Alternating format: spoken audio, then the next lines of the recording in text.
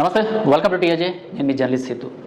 శర్మిష్ఠా పనోలి అనేసి ఒక అమ్మాయిని అయితే పూణేకి సంబంధించిన అమ్మాయి, ఆమెని గుర్గావ్ నుంచి బెంగాల్ పోలీసులు అరెస్ట్ చేసి తీసుకెళ్లడం జరిగింది. ఈ శర్మిష్ఠా పనోలి అనేసి అమ్మాయి, ఆమె పైన ఇంతకుముందు మనం వీడియోస్ మాట్లాడినాము. సో ఏదైతే ఆపరేషన్ సింధూర్ జరుగుతుందో, సో ఆపరేషన్ సింధూర్ టైంలో కనీసం ఈ బాలీవుడ్ వాళ్ళు, మీరు సినిమాలు తీస్తారు కదా, ఆర్మీకి సంబంధించిన సినిమాలు లేకపోతే దేశభక్తికి సంబంధించిన సినిమాలు, అలాంటి సినిమాలు తీసినప్పుడు మీకు కనీసం 1% కూడా అనిపించలేదా ఆపరేషన్ సింధూర్ గురించి ఒక ట్వీట్ చేయాలి, మాట్లాడాలి అనేసి?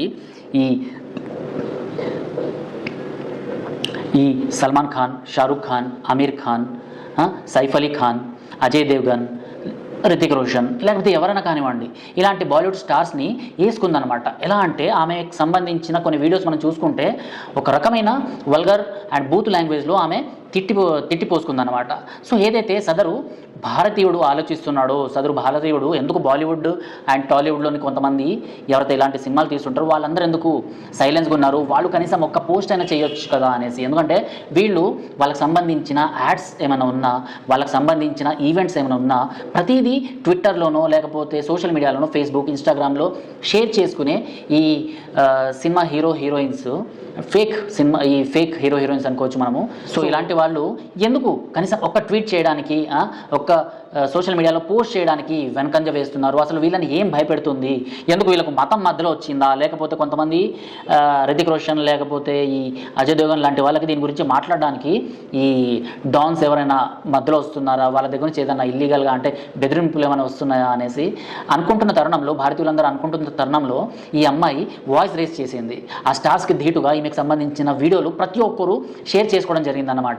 అంటే సదరు భారతీయుడు ఎలా అయితే థింక్ చేస్తున్నాడో ఆ మాటల్ని ఈమె కొన్ని బూతులు యూజ్ చేసి సో తిట్టడం జరిగిందన్నమాట. ఇది ప్రతి ఒక్క సగటు భారతీయుడు ఆలోచించే విధానమే ఆపరేషన్ సింధూర్ టైంలో. సో అది కొంతమందికి నచ్చక ఆల్రెడీ ఖాన్స్ని ఈమె కార్నర్ చేస్తుంది అని, అందులో ఉన్న బాలీవుడ్కి సంబంధించిన ఇతర నాయకుల్ని కూడా కార్నర్ చేస్తుంది అనేసి చాలామందికి నచ్చలేదు.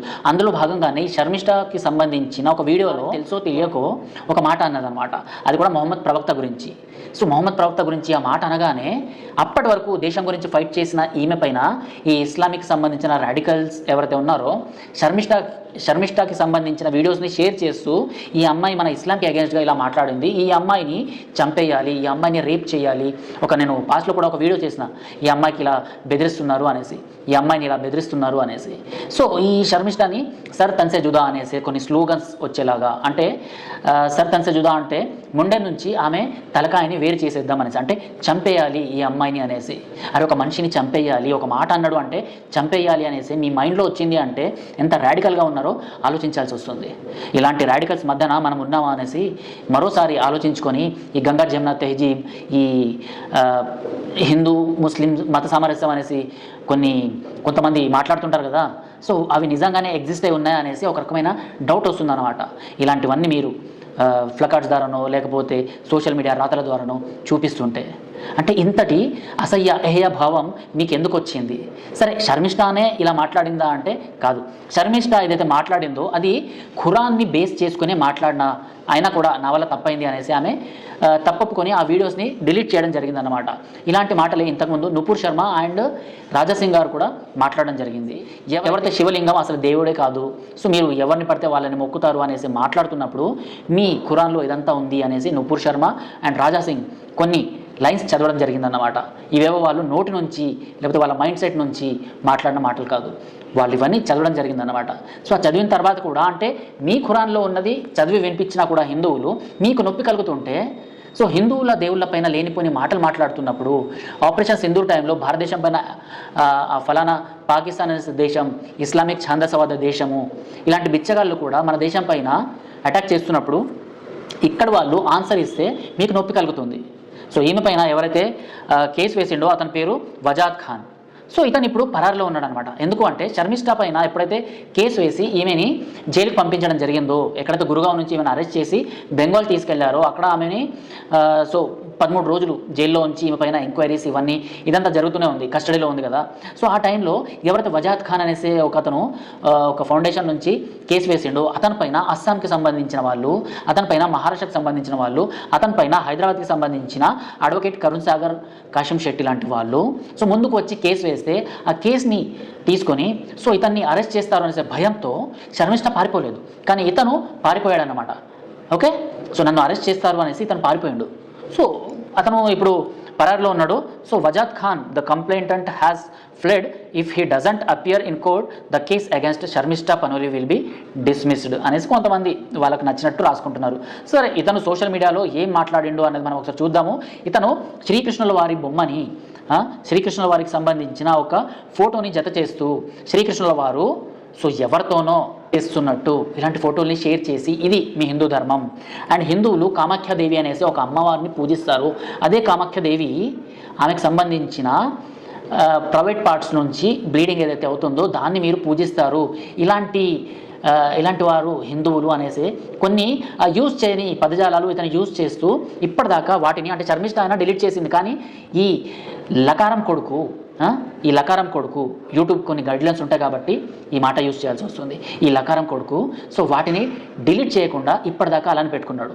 ఎప్పుడైతే ఈ వీడియోస్ అతనికి సంబంధించిన ఫొటోస్ వైరల్ అయ్యాయో అప్పుడు ఇతను దాన్ని పోస్ట్ని కనిపించకుండా అంటే అతని అకౌంట్ కనిపించకుండా మాత్రం డిసేబుల్ చేసుకున్నాడు, కానీ డిలీట్ మాత్రం చేయలేదన్నమాట. వాడు ఇప్పుడు పరారులో ఉన్నాడు. నిజంగా మనం ఆలోచించాల్సింది, ఎందుకంటే వీళ్ళు ఇలా రెచ్చగొడుతూనే ఉంటారు. దానికి ఎవరైనా ఆన్సర్ ఇస్తే మాత్రం వాళ్ళపైనే వీళ్ళు ఫలానా మతం వాళ్ళు మా పైన అటాక్ చేస్తున్నారు ఇలా అనేసి కేసులు వేసి లోపల పంపిస్తారనమాట. క్రిత సంవత్సరము అంటే ఎప్పుడైతే బీజేపీ గవర్నమెంట్ కర్ణాటకలో ఉన్నప్పుడు ఒక గొడవ జరిగింది. కర్ణాటకలో ఈ బెంగళూరుకి సంబంధించిన ఒక ఏరియాలో ఒక అబ్బాయి వాళ్ళ ఫ్రెండ్తోనే వాదోపవాదం సోషల్ మీడియాలో జరుగుతున్నప్పుడు మీరు ఫలానా గోమూత్రాన్ని తీసుకుంటారు అది ఇది అనేసి కొంత అతను నోటుకు వచ్చిన షిట్ని అతను సోషల్ మీడియాలో బయటపెట్టిండు. దానికి కౌంటర్ ఇస్తూ మీ దేవుడు ఇలా అనేసి ఇతను మాట్లాడడం జరిగిందనమాట ఫలానా ఇంకొక హిందూ అబ్బాయి. సో ఆ హిందూ అబ్బాయి ఎవరు అన్నది కూడా నేను చెప్తాను. సో అతను మాట్లాడిన తర్వాత ఇతని పోస్ట్ని డిలీట్ చేసుకొని ఆ ముస్లిం అతను ఆ పోస్ట్ని డిలీట్ చేసుకొని కేవలం హిందూ అతను ఏం మాట్లాడిండో దాన్ని మాత్రం స్క్రీన్ షాట్ తీసుకొని అటు వాళ్ళకు పంపించేయడం జరిగిందనమాట. ఎవరికి? పోలీస్ వాళ్ళకి అండ్ ఇది వీళ్ళకి సంబంధించిన వాట్సాప్ గ్రూప్లో దాన్ని వైరల్ చేయడం జరిగింది. అలా వైరల్ చేసిన తర్వాత ఇతన్ని అరెస్ట్ చేయాలి, ఇతన్ని మేము సర్ తన్సే జుదా చేస్తాము అనేసి ఇతని పైన అటాక్కి ప్లాన్ చేసిండ్రు. ఇతను ఎవరో కాదు, అదే కర్ణాటకకు సంబంధించిన ఒక కాంగ్రెస్ ఎమ్మెల్యేకి సంబంధించిన అల్లుడు అన్నమాట. సాక్షాత్ కాంగ్రెస్కి సంబంధించిన వాళ్ళు కూడా ఈ కేసుని హ్యాండిల్ చేయలేకపోయారనమాట. సో మొత్తం సగం బెంగళూరు మొత్తం ఆ రోజు అగ్నికి ఆహుతైందనమాట. సో అలా ఎక్కడ పడితే అక్కడ ఈ విషయాల్ని అంటే ఈ సోషల్ మీడియాలో వచ్చిన ఈ విషయాన్ని పట్టుకొని ఆ బెంగళూరు మొత్తం అల్లర్లు చేసేసారనమాట. ఇలాంటివన్నీ సగం తెలిసి ఇలాంటివన్నీ చేస్తున్నారు. సో వజాద్ ఖాన్ ఏం మాట్లాడిండో వీళ్ళకి తెలియదు, కానీ వజాద్ ఖాన్ ఏదైతే కేసు పెట్టిండో దాన్ని తీసుకొని ఈ బెంగాల్ దీదీ ప్రభుత్వం ఎవరికి దీదీ అసలు ఎందుకు దీదీ అంటేనే అక్క, తల్లిదండ్రుల తర్వాత అక్క అన్నది తల్లిదండ్రులతో సమానం అనమాట. కానీ ఈమె కేవలం మైనార్టీ అపీజ్మెంట్ కోసం కొంతమందిని మాత్రం సపోర్ట్ చేస్తూ మిగిలిన వాళ్ళకి అగేన్స్ట్గా ఇలా తన సిస్టమ్ని నడుపుకుంటూ వెళ్తుందన్నమాట. సో హుటాహుటిన ఎప్పుడైతే కేసు నమోదైందో అప్పటికప్పుడు వెళ్ళి శర్మిష్ఠని అరెస్ట్ చేయడం ఇదంతా జరిగింది. శర్మిష్ఠని అరెస్ట్ చేసి ఆమెని తీసుకురావడం కూడా జరిగింది. మరి ఇదే మమతా బెనర్జీకి సంబంధించిన గవర్నమెంట్ ముర్షిదాబాద్లో జరిగిన అల్లర్లలో దోషులని పట్టుకున్నారా? వివిధ ఏరియాల్లో ఎవరైతే హిందూస్ పైన అటాక్ చేసిండ్రో వాళ్ళని పట్టుకోవడం జరిగిందా? అలాంటివి అయితే ఏం జరగలేదు. కానీ ఒక హిందూ అమ్మాయి ఈ దేశాన్ని సపోర్ట్ చేస్తూ ఆపరేషన్ సింధూర్ టైంలో మాట్లాడిన ఒక్క మాటను పట్టుకొని ఆమెని ఉగ్రవాది కంటే హీనంగా ఆమెని పట్టుకొని వెళ్ళడం జరిగింది. సో ఎవరైతే పోలీసులు ఉన్నారో వాళ్ళకి బెంగాలీ హిందువులు గాజుల్ని కూడా అంటే మీరు గాజులు వేసుకొని కూర్చోండి మీ వల్ల ఏం చేత కాదు అనేసి చెప్పడం కూడా జరిగిందన్నమాట. ఇది ప్రజెంట్ సెక్యులర్ గవర్నమెంట్ తీసుకుంటున్న చర్యలు. ఇలాంటి మాటలే తమిళనాడుకు సంబంధించిన సీఎం కొడుకు ఉదయనిధి స్టాలిన్ కూడా మాట్లాడిండు. హిందుత్వం పైన, హిందూ ధర్మం పైన అక్బరుద్దీన్ ఓవైసీ, అసదుద్దీన్ ఓవైసీ వీళ్ళు కూడా మాట్లాడిండ్రు. వేరే యూపీకి సంబంధించిన వాళ్ళు లేకపోతే ఇంకేదైనా పార్టీకి సంబంధించిన వాళ్ళు వీళ్ళు కూడా రాముల వారిని లేకపోతే హిందూ ధర్మాన్ని కించపరుస్తూ ఎప్పటికప్పుడు ఇలాంటివన్నీ మాట్లాడుతున్నప్పుడు ఈ సిస్టమ్ ఈ కోర్టులు అంతే ఫాస్ట్గా రియాక్షన్ చూపెట్టాయా? ఎందుకు ఈ డబుల్ స్టాండర్డ్స్ అన్నవి అర్థం కావట్లేదు. సో దీనిపైన మీరేమంటారో కామెంట్ బాక్స్లో తెలపండి. హిందువులు ఈ దేశంలో సేఫ్గా ఉన్నారా లేదా? హిందువులు ఏదైనా మాట్లాడితే వాళ్ళకు మాట్లాడే అధికారం లేదు అనేసి, మైనార్టీస్ మాట్లాడితేనే మేము వాటిని స్వీకరిస్తాము అనేసి ఏదైతే వీళ్ళు ఈ సిస్టమ్ ఏదైతే నడుపుతున్నారో దాని గురించి మీరు ఏదైనా మాట్లాడాలనుకుంటే కామెంట్ బాక్స్లో పింక్ చేయండి.